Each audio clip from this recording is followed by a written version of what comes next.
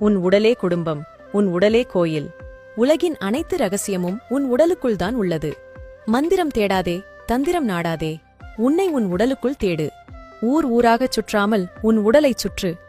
உத்தமன் என உன்னை ஊர் பாராட்டினாலும் உடல் உன்னை கைவிட்டால் பட்டம் பதவியெல்லாம் பிடி சாம்பலே.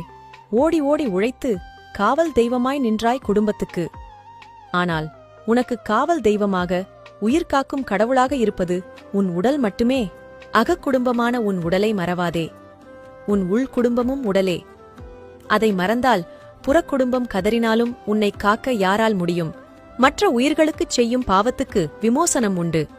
உன் உயிருக்கு சிறப்பு வரமான உடலுக்கே நீ செய்யும் பாவத்துக்கு விமோசனமே இல்லை. உடலுக்கு ஒருவன் செய்யும் சிறந்த தொண்டு பூசைதான். உடலுக்குள் உழைக்கும் உறுப்புகளை ஆராதிப்பது ஆலயம் தொழுவதினும் சாலச் சிறந்தது.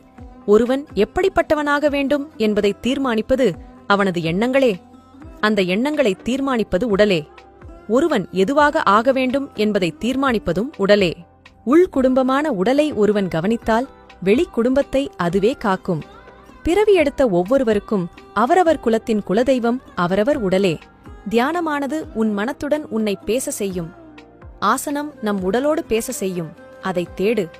தன்னுடலை காவாதவன் புழுவாய்ப் புழுத்து மடிவான் எனக் கூறுகிறது திருமந்திரம்.